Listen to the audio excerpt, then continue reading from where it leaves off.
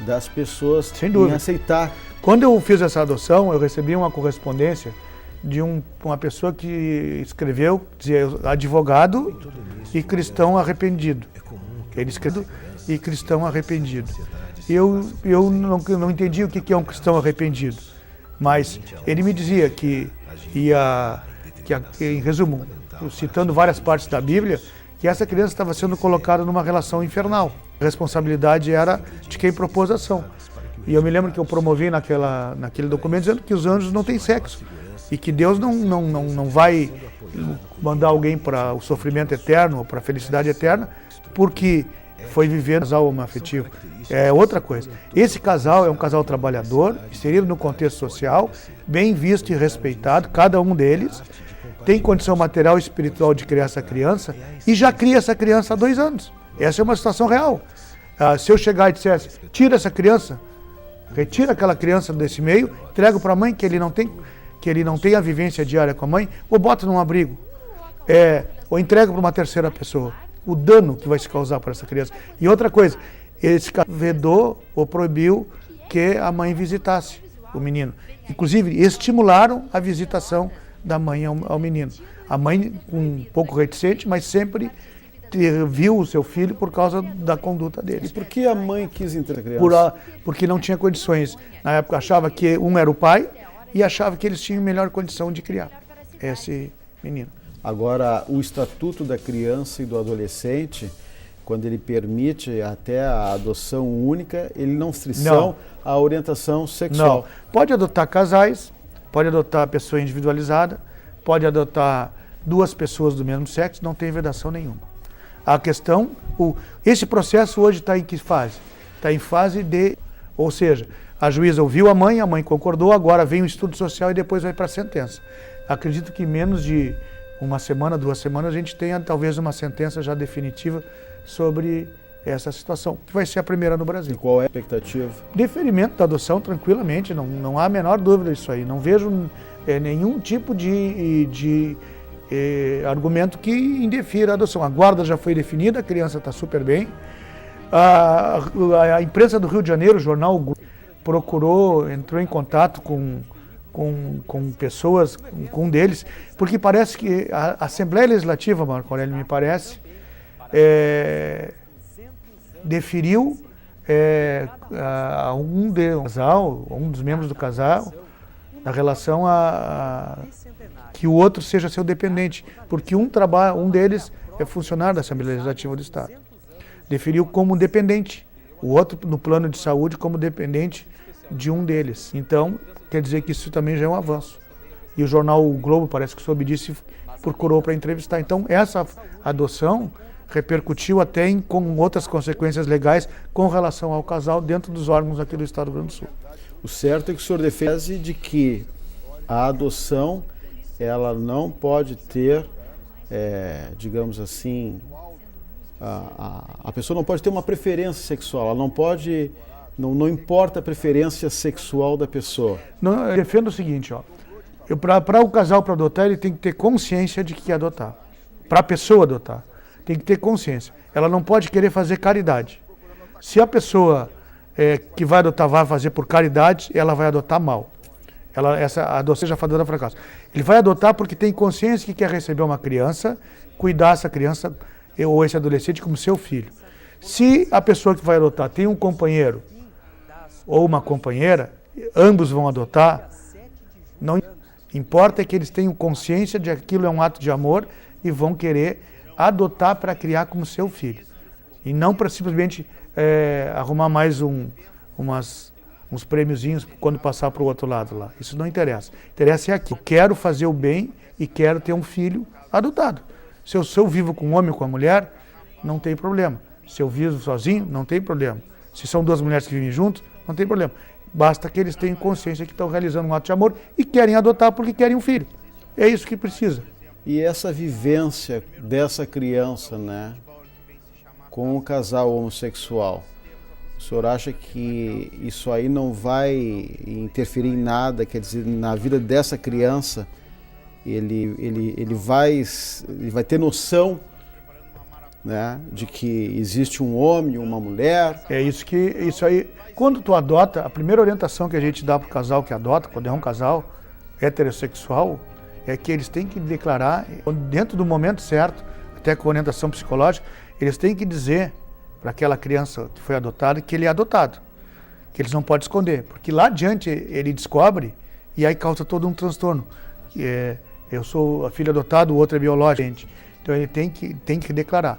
Para essa criança que está sendo adotada, ele tem que, no momento certo, eles vão ter que relatar que são um casal homossexual, que são 2 homens e que ele vai ter que ter essa compreensão. Sem dúvida que a história na vida externa, social deles, vai ser uma trajetória com mais dificuldades, com certos preconceitos, com certas questões que eles estão conscientes.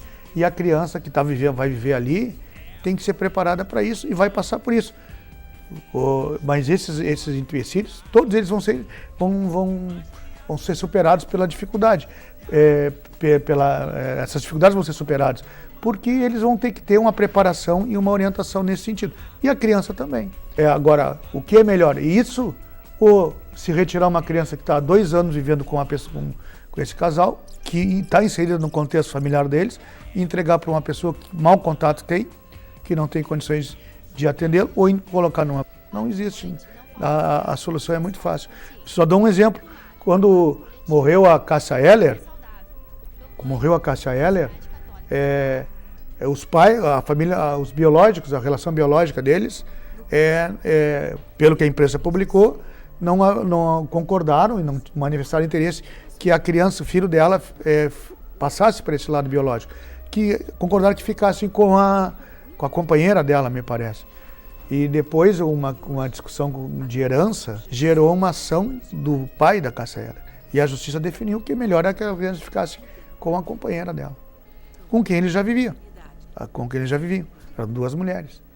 Então, não vejo nenhuma dificuldade nisso aí. Mesmo que o Estado como um todo, quando o Estado ele dificulta, digamos assim, a adoção dessa criança, ele está indo de encontro ao que diz a própria Constituição Federal. A Constituição diz que todo mundo, durante a lei, que não vai haver distinção de credo, raça, sexo e tal.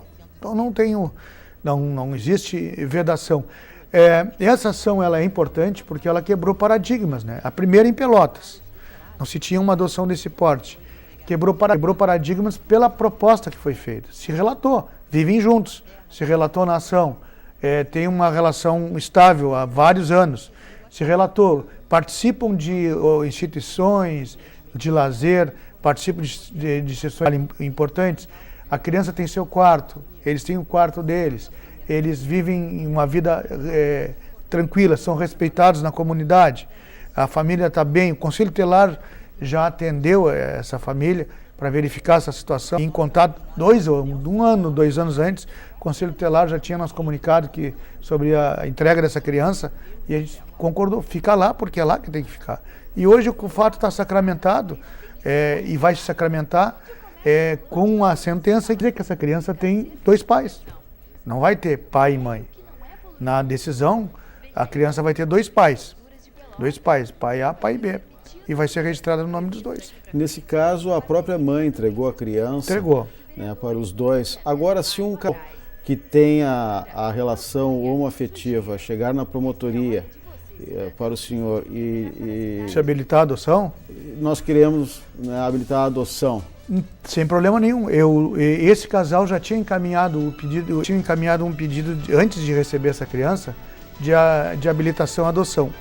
Estavam encaminhando. E o medo de que fosse rejeitado esse pedido fez com que eles desistissem. Tu vê a questão do preconceito. O medo fez com que eles desistissem. Eles já ganharam para adotar qualquer criança. Não vejo problema nenhum. Se encaminhar uma habilitação à adoção, vou dar meu parecer favorável, eles têm que se habilitar, eles têm direito a procurar lá entre as crianças abrigadas, alguma que seja adequada a ele, tranquilo. Esse é o direito do século XXI, nós não podemos ter uma concepção de direito de 100 anos atrás, 50 anos atrás. Vê bem como viu o disquite. Uma separação de casal em um desquite, lá em 1950, 60, a mulher estava sacramentada defenestrada do contexto. Ninguém andaria com ela. Os filhos de outros casais não andariam com ela, porque ela está andando com filhos de uma desquitada. Enquanto o homem não, o homem podia seguir seu caminho. A mulher não podia... Ela era mal falada. Mal falada. A mulher não podia trabalhar fora, porque sem autorização do marido, ter um comércio sem autorização do marido, o divórcio, a luta pelo divórcio. Quem se divorciar vai para o inferno, sei lá o que era dito. Não tem mais essa concepção. O mundo de hoje é outro mundo. O direito, ainda mais nas áreas sociais de relações humanas, família, infância e juventude, a visão tem que ser diferente.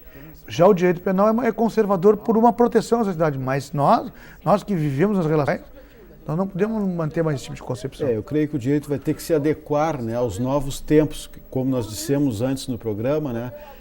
A nossa sociedade ela se transformou muito, apesar de que ainda há decisões conservadoras. Extremamente conservadoras. Às vezes a gente vê. Provavelmente outros casos como esse podem ter até decisões diferentes, mas isso se chegar ao Supremo Tribunal Federal, o Supremo Tribunal Federal vai ter que definir. Bem que se aceitava a legítima defesa da honra, o marido matar a mulher. Legítima defesa da honra, há não muitos anos atrás, aqui em Erechim, eu acho que Erechim, uma cidade, outra cidade aqui, foi um réu porque legítima defesa da honra. Agora, se a mulher matasse o marido, isso é um contexto social e evolução. Hoje não se admite, em hipótese alguma, qualquer coisa desse tipo aí. Então a sociedade está evoluindo, graças a Deus, no campo da infância e juventude, a gente está evoluindo bastante. Doutor José Olavo dos Passos, mais uma vez eu quero agradecer a sua participação aqui no nosso programa. Parabéns pelo seu trabalho, pela sua atitude, a sua iniciativa que deu essa repercussão toda nacional. Se você tem críticas, sugestões, mande um e-mail. Mande um e-mail para conhecendomp@mp.rs.gov.br. Nós vamos ficar por aqui. Na próxima semana, com mais um assunto de interesse da sociedade no Conhecendo o Ministério Público. Até lá!